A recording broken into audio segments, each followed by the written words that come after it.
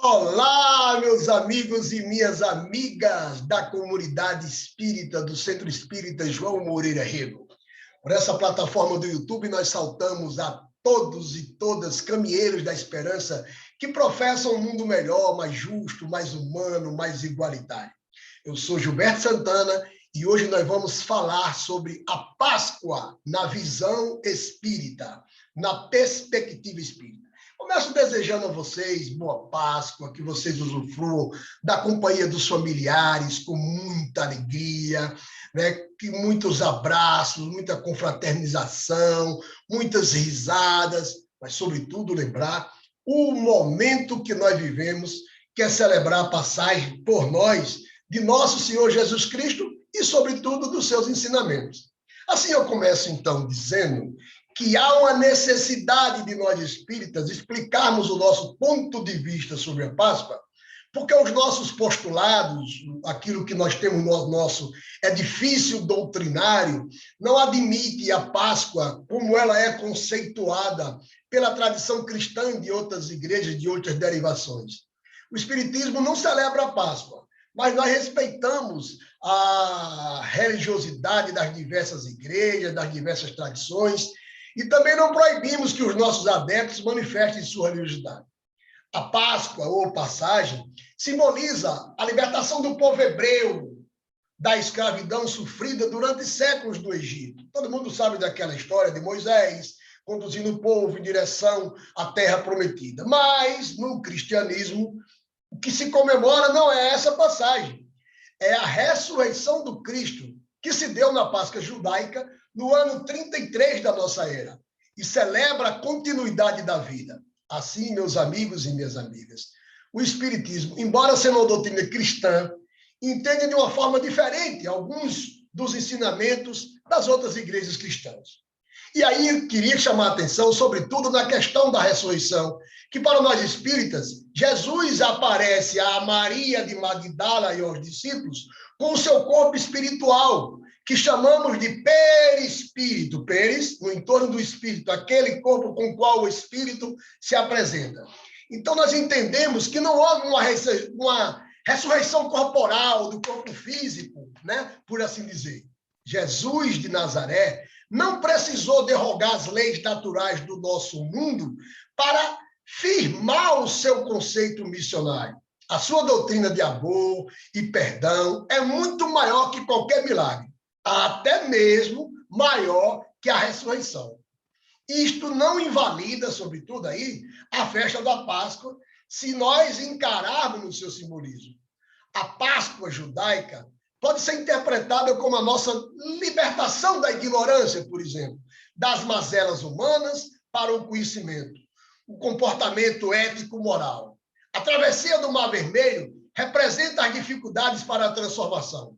Assim, meus amigos e minhas amigas, a Páscoa cristã representa a vitória da vida sobre a morte, do sacrifício pela verdade e pelo amor.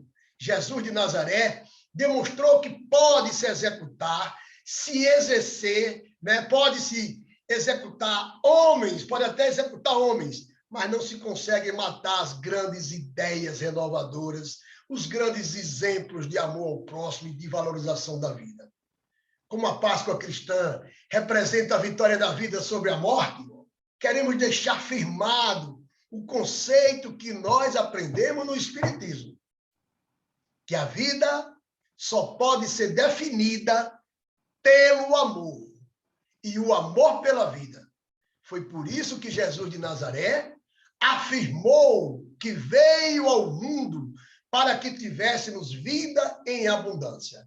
Isto é, uma vida plena de amor. Disse ele, eu vim para que todos tenham vida, e todos tenham vida plenamente. Assim a gente começa o nosso bate-papo explicando essas questões que nos contornam no nosso edifício doutrinário, por assim dizer, que são os nossos conceitos e os nossos postulados. E vamos tecer alguns comentários acerca dessa tradição, por assim dizer, que é a Páscoa cristã, que nós aqui abordamos na visão espírita. E Eu acho que tem uma questão que é o núcleo do Evangelho de Jesus Cristo, eu acho que está todo narrado nesse diálogo da ceia pascual, né? Então, nós vamos, por ocasião dessa semana, falar um pouco sobre essa comemoração. Nós não comemoramos, por assim dizer, mas nós festejamos a vida que vive depois da vida, né? Porque na doutrina espírita não há comemoração do ponto de vista que celebre a morte, né? Como nós cremos na pré-existência e sobrevivência do espírito ao corpo físico, nós achamos que isso ele ganha muito mais volume ainda em se tratando da figura de Jesus, e o que houve com o que nós conceituamos como ressurreição foi uma aparição do corpo espiritual, que é algo natural, e a vida de Jesus é cheia de exemplos disso, né? Essa palavra Páscoa, na tradição judaica, ao pé da letra ela vai ser Pesach, ou passagem em hebraico. O dia em que se comemora a libertação do povo hebreu do cativeiro, e é bom a gente dizer que já havia, inclusive antes do povo hebreu, uma tradição pagã no Império Romano que celebrava a Páscoa, associando ao período de colheita, né? E se cria que a celebração faria com que a colheita fosse carregada de prosperidade. O povo hebreu aplicou o sentido, porque ele foi libertado da escravidão egípcia por Moisés e trouxe essa tradição da passagem como sendo a passagem para as terras prometidas.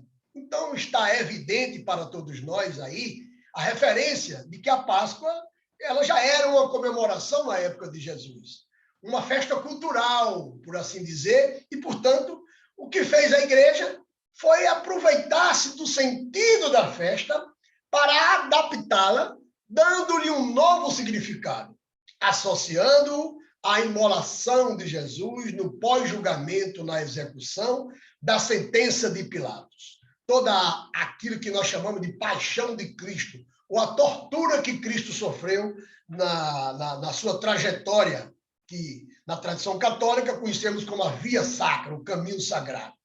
No que concerne, então, à ressurreição, nós podemos dizer que a interpretação tradicional aponta para a possibilidade do reagrupamento da estrutura corporal do Cristo. Ou seja, no post-mortem, a situação totalmente rechaçada pela ciência, em virtude da deterioração do envoltório físico. O que nós queremos dizer é que há leis naturais. Essas leis que nós conhecemos na biologia, na ciência, elas não são revogadas por ocasião da experiência vivenciada por toda a humanidade com a presença do Cristo entre nós. Então, nós cremos que naquilo que concerne a carne, obedeceu à lei da carne. Se deteriorou, o corpo físico se decompõe e o espírito que preexiste sobrevive à morte do corpo físico, como é um espírito iluminado, um espírito de primeira grandeza, o maior que todos nós já conseguimos receber no planeta Terra, com muito maior desenvoltura e sem nenhuma espécie de sofrimento, conforme acontece conosco, né? A morte para Jesus não tem nenhuma relação com o sofrimento, conforme nós concebemos ela. Então, como é que nós vamos explicar, então, as aparições de Jesus nos 40 dias depois, né? Nos 40 dias póstumos, mencionada pelos religiosos na alusão à Páscoa, que são tantas, né? Então, nós vamos abrigar esse assunto num ambiente que nós chamamos de fenomenologia espírita, ou que, para você que está nos ouvindo, uma abordagem mediúnica aponta para as manifestações psíquicas descritas como mediunidades, aqueles que tinham a faculdade de ver, que viram, né? Então, nós vamos ver essa narrativa primeiro, uma primeira delas, em algumas ocasiões, né, e a primeira delas que eu destaco aqui para vocês, é a conversa com Maria de Magdala, que havia ido até o seu sepulcro para depositar algumas flores e orar. E perguntando a Jesus, como se fosse um jardineiro, ela confundiu, ela achava que Jesus era o jardineiro. Após ver a lápide removida, para onde levar o corpo do Rabboni. Ela pergunta ao próprio Jesus para onde levar o corpo do Rabboni, e ela achava-se, tratasse do jardineiro que cuidava das coisas ali, né? Então, nós podemos estar, do ponto de vista da fenomenologia, dessa abordagem mediúnica que nós estamos fazendo, nós podemos estar diante da materialização, isto é, o que é a materialização? A utilização de fluido ectoplásmico de seres encarnados ou de elementos da natureza para possibilitar que o espírito seja visto por todos, né? Para se fazer presente e aparecer, ele reúne esse ectoplasma que está entre nós próprios, os presentes, e entre as forças da natureza. Então, em outras situações, nós vamos estar diante de uma outra manifestação psíquica conhecida, como é a mediunidade de evidência, quando, pelo uso de faculdades mediúnicas, alguém pode ver os espíritos, mas somente pelo uso dessas faculdades mediúnicas, alguém vai perceber e ver os espíritos. É curioso, é que até hoje não perceberam o erro na hora de fazer as contas. Eu estava conversando isso aqui com o amor da minha vida, com Cida, minha namorada, minha esposa, fazemos agora 40 anos de casados juntos. Eu estava analisando que curioso é essa coisa da ressurreição, né? Do terceiro dia. Segundo o credo cristão, Jesus morreu e ressuscitou no terceiro dia. Mas, como se sexta até domingo só se passaram 2 dias, né? Mas nós não vamos aqui nos ater aí. Porque para nós, Jesus nunca ele se foi. Jesus nunca partiu. Ele sempre esteve presente entre nós, né? Presente entre nós. E a gente quer, assim, construir o verdadeiro sentido da Páscoa, que para nós espíritas está numa proposta, que é a proposta da reforma íntima. Nós espíritas não prometemos, asseguramos a santidade. Nós cremos no progresso espiritual, que é o fato dos esforços associados ao conhecimento e à tradução desses na prática, que nos permite ser hoje melhor do que ontem, amanhã melhor do que hoje. O progresso espiritual é um caminho que, uma vez vivenciado, de forma mais célere ou menos célere, vai nos conduzir a esse processo de evolução. E nós melhoraremos e nos melhorando, mereceremos um mundo melhor e no mundo melhor ainda melhorando, até um dia nos alcançarmos o status de co-criador, de espírito auxiliar, de habitar nos mundos celestes, né? Esse para nós é o sentido da Páscoa. Para nós o sentido da Páscoa está na transformação. Para nós o sentido da Páscoa está na capacidade de transformar a realidade. Uma realidade que para nós era acanhada, inibida do ponto de vista do desenvolvimento e que agora ela é um sinal de compromisso, de comprometimento. Dentro daquilo que Jesus prometeu ou professou no seu evangelho. Nós somos o sal da terra, o que dá sabor ao mundo. Nós somos a luz do mundo, nós somos deuses. Vós sois deuses, podereis fazer tudo isso e muito mais. Em cada um de nós habita essa potência divina, e é sobre essa potência divina que nós queremos falar, para tirar desse negócio das festas cristãs os intrusos que sempre há, né? Me lembro que eu fazia o Natal, quando nós celebrávamos nessa casa santa, essa casa de luz, de oração, pronto-socorro, escola, né? Que é o Centro Espírita João Moreira Rego, e eu começava sempre dizendo que me inquietava que toda festa cristã, cujo Jesus devia ser o protagonista, e nesse protagonismo, o seu exemplo, protagonizando o centro de tudo, há sempre um intruso. No nascimento de Jesus, o intruso é o Papai Noel, que vem do Polo Norte com suas renas e convidam as pessoas não para estarem presentes, mas para darem presentes. E a festa perde a perspectiva espiritual e ganha uma perspectiva material. Por ocasião da passagem de Jesus, da morte, ao menos do seu corpo físico, vem outro intruso. Ao invés de nós celebrarmos a Páscoa a partir dos ensinamentos de Jesus, entra agora no lugar do Papai Noel os coelhos.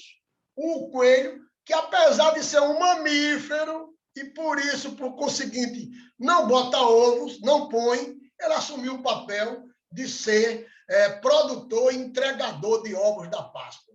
Isso devido à notória capacidade de reprodução que esses animais têm, que se tornaram símbolo da fertilidade. E a gente trouxe esse símbolo para a Páscoa, e pouco se vê a imagem de Jesus associada à Páscoa, à tradição crística, né? E trouxeram o ovo, que representa o surgimento da vida, a origem do mundo. Daí, sob essa tradição cultural, há toda uma relação com a ressurreição de Cristo e a Páscoa, uma vez que do ovo se faz vida, e a vida desse pássaro, o pinto, cresce, põe ovo, e do ovo se faz vida novamente e se continua um ciclo. Então, há entre nós essa tradição dos ovos de chocolate, e por ocasião da provocação que a nossa querida Diana, que coordena o departamento doutrinário, nos convidou para fazer essa abordagem, eu resolvi fazer um recorte e estudar como é que isso caiu aqui entre nós. De onde é que veio esse negócio de ovo de chocolate e tal, né? E estudando, pesquisando, eu descobri que foi com os maias e os astecas que toda essa história começou. Há uma história do chocolate que começa no ano 600 antes de Cristo. 600 anos antes de Cristo. Nas regiões tropicais da América do Sul e da América Central, mais precisamente onde ficam atualmente o México e a Guatemala. Nesta época, o cacau já era cultivado pelos maias e os astecas e usado para elaborar uma bebida fermentada e amarga. E ele chega aqui para nós no século XX, XXI, já em forma de bombons, e os ovos de Páscoa são criados como mais uma forma de estabelecer de vez o consumo do chocolate no mundo inteiro. A gente já vai ver o culto ao consumo na época do Natal, com o Papai Noel apelando, e agora nós vamos ver o culto ao consumo com o chocolate, porque parece que se você não levar o chocolate para o seu sobrinho, se você não levar o chocolate para a sua namorada, para o amor da sua vida, você vai entristecê-la e vai deixá-la sem paz. Pois é, nesta Páscoa, lembra-te de reverenciar os belos exemplos de Jesus. É isso que nós queremos chamar. Porque os exemplos de Jesus é o que imortaliza e que guia para um dia também estarmos na mesma condição experimentada por ele. Qual seja? Aquela que eu falei para vocês, de sermos deuses. Vós sois deuses. Podereis fazer tudo isso e muito mais. Fazendo brilhar a nossa luz. Que brilha a vossa luz, né? Então, nós somos convidados aqui a comemorar uma outra Páscoa. Uma outra Páscoa. Essa é a perspectiva espírita. Atenção, amigos e amigas, senhoras e senhores. Aqui se dá a perspectiva espírita da Páscoa. A sua Páscoa é a Páscoa da sua transformação. E a sua transformação acontece através da reforma íntima, rumo a uma vida plena. O que é a vida plena que Jesus diz? Eu vim para que todos tenham vida e todos tenham vida plenamente. Vida em abundância, vida com amor, vida com serviço, vida com o sentido existencial de servir, de estar presente na dor do outro, de acolher, de aprender, de ensinar, de gerar essa troca que pode proporcionar crescimento, sobretudo crescimento espiritual. Uma vida que permita você emprestar os seus ouvidos para enxergar e acolher a dor e a queixa que atormenta o outro. Uma vida que possa colocar os seus olhos a serviço do colorido da vida e demonstrar para aqueles que estão na cegueira da depressão, da tristeza, da incredulidade, o mundo inteiro que se existe se apresentando em forma de oferta divina para ser explorado por nós. Uma vida que pode ser apresentada pela sua voz, que pode ser usada para consolar, para conformar, para motivar, para alimentar essas almas entristecidas, estacionadas, que estão se colocando em oposição ao nosso progresso, os braços que podem ser colocados ao serviço de abraçar, de servir, suas pernas que podem caminhar para visitar aqueles que muito tempo você não vê, os enfermos, os enclausurados, os trancafiados, os que se isolam do mundo para não enxergar no mundo a dor que o mundo lhes causa. Por isso, a reforma íntima é a proposta alvissareira, revolucionária da nossa doutrina espírita, porque ela não promete a salvação.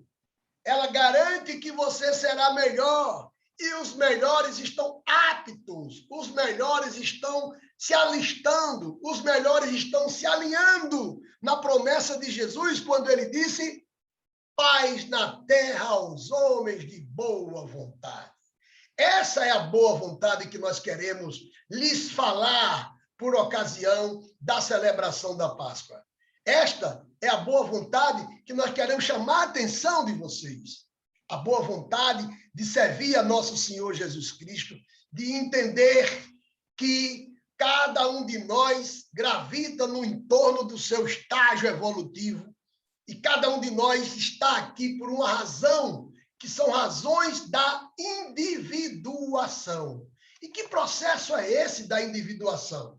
É o processo que nos chamam a estabelecer quais são os nossos desafios em relação à nossa existência. Quais são as nossas imperfeições? Quais são as virtudes que eu tenho que potencializar? Quais são os vícios que eu tenho que vencer? É este sentido de celebração, de evento e de homenagem que as instituições espíritas visualiza como perspectiva. Visualiza o acontecimento da paixão, crucificação, morte e ressurreição de Jesus. Em linhas gerais, as instituições espíritas não celebram essa morte, nem programam situações específicas para marcar, né, essa data. Nós estamos, todavia, embora respeitamos esse sentimento de religiosidade, o que nos marca é o ensinamento do Cristo, né? A figura de Jesus, que vai assumir uma posição privilegiada no contexto espírita. Não existe outra coisa no aspecto religioso da doutrina espírita a não ser Jesus, né? A figura de Jesus, ela assume uma posição privilegiada, dizendo-se, inclusive, que a moral de Jesus serve de base para a moral do espiritismo. Não existe outra moral no espiritismo a não ser a moral de Jesus. Assim como as pessoas, via de regra, são lembradas em nossa cultura pelo que fizeram e reverenciadas nas datas principais de sua existência, sobretudo de sua vida, sua existência corpórea, nascimento e morte, é absolutamente comum e verdadeiro nos lembrarmos das pessoas que nos são caras e importantes nestas datas. Então, não há, francamente, nenhum mal nisso em comemorar. Mas, como o Espiritismo não tem dogmas, é bom destacar que o Espiritismo não tem dogmas, sacramentos, rituais ou liturgias. Para nós, a forma de encarar a Páscoa ou a Natividade de Jesus, ela vai assumir uma conotação bastante peculiar.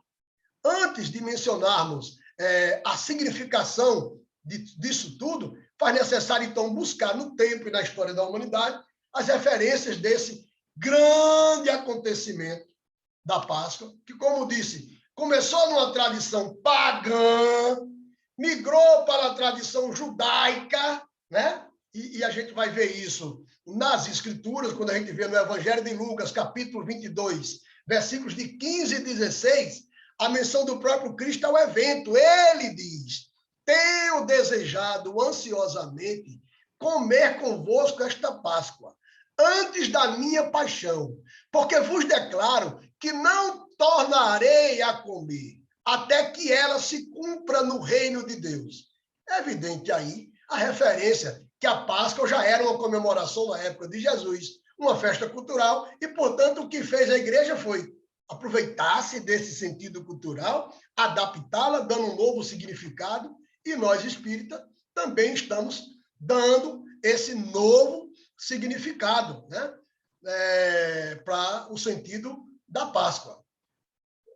Outros elementos, vai ter muitos outros elementos evangélicos que marcam a Páscoa.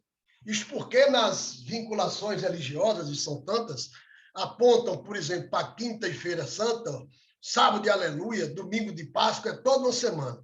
Os primeiros dias se relacionam ao martírio do sofrimento de Jesus, que foi bem retratado aí, a gente desde criança vê nos cinemas, né? E depois a celebração, né? Nos últimos dias, com a ressurreição e a ascensão de Jesus. E, no que concerne à ressurreição, nós começamos a abordagem colocando a nossa perspectiva. Porque a lógica e o bom senso espírita abomina tal teoria da carne se recompor, que estava se deteriorando, pela impossibilidade física e pela injustiça moral que jamais Jesus cometeria. Afinal, com a lei dos renascimentos, estabelece um critério mais justo para aferir competência e qualificação de todos os espíritos, e com tantas oportunidades que sejam necessárias, vai haver sempre o fato do nascer de novo. E Jesus quis para nós demonstrar isso. Então, meus amigos e minhas amigas, a Páscoa, em verdade, o que é pelas interpretações das religiões tradicionais, acha-se envolta num preocupante e negativo contexto de culpa, essa culpa da cruz, essa culpa da tortura, do castigo. Afinal, acredita-se que Jesus teria padecido em razão dos nossos pecados, numa alusão descabida de que todo o sofrimento de Jesus teria sido realizado tão somente para nos salvar dos nossos próprios erros, ou dos erros cometidos pelos nossos ancestrais, em especial os bíblicos. Está lá na alegoria de Adão e Eva no paraíso, né? É muito recorrente a presença do cordeiro imolado, que cumpre a profecia do Antigo Testamento quanto à perseguição e violência contra o Filho de Deus. Isso é flagrantemente aposto em todas as igrejas, nos crucifixos, nos quadros que relatam em cores vivas as fases da via sacra, né, do sofrimento de Jesus. Esta tradição judaico-cristã da culpa é a grande diferença entre a Páscoa tradicional e a Páscoa espírita. Se é que esta última, que eu estou falando, espírita, ou existe, né? Quando eu falo Páscoa espírita, estou falando, já que eu digo que espírita não comemora Páscoa, estou falando da nossa perspectiva, do nosso ponto de vista sobre isso que conceituam como Páscoa. Porque, na verdade, nós espíritas devemos reconhecer a Páscoa como a enorme, a última lição de Jesus, que vence as iniquidades, retorna triunfante, que prossegue sua cátedra pedagógica para asseverar que permaneceria eternamente conosco, essa é uma promessa dele, na direção bussulada de nossos passos, né, por diante. Então, meus amigos e minhas amigas, nestes dias de festas, que são festas materiais, vamos nos lembrar do sofrimento do divino Rabi da Galileia. Possamos nós, então, encarar a Páscoa como um momento de transformação, né? A vera evocação de liberdade, pois uma vez despojado do envoltório corporal, do corpo físico, pode Jesus retornar ao plano espiritual para de lá continuar coordenando o processo depurativo de nosso orbe, que passa por transformações, que experimenta de novo a guerra, que está saindo de uma pandemia que nos devia trazer lições de paz, de recolhimento e de espiritualidade, mas a gente descortina com o advento da guerra, da violência. Longe da remissão da celebração de uma festa pastoral ou agrícola, ou da libertação de um povo oprimido, ou da ressurreição de Jesus, possa ela ser encarada por nós, espíritas, como a vitória real da vida sobre a morte, pela certeza da imortalidade e da reencarnação. Porque a vida, meus amigos e minhas amigas, só pode ser vivida a partir desse prisma. Só pode ser conceituada como amor.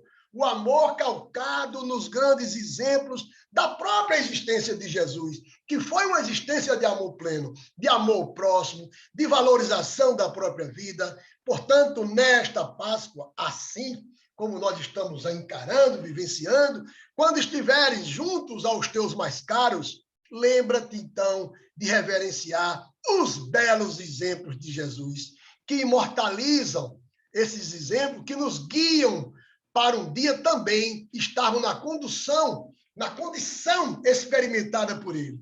Qual seja, a de sermos deuses, fazendo brilhar a nossa luz. Comemore então, meu amigo, uma outra Páscoa, a sua Páscoa, a da transformação rumo à vida plena.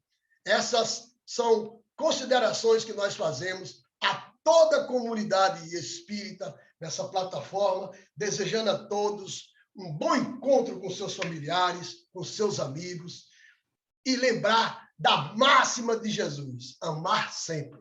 Amar é ver Deus nas pessoas. Um beijo na tábua do queixo. Feliz Páscoa!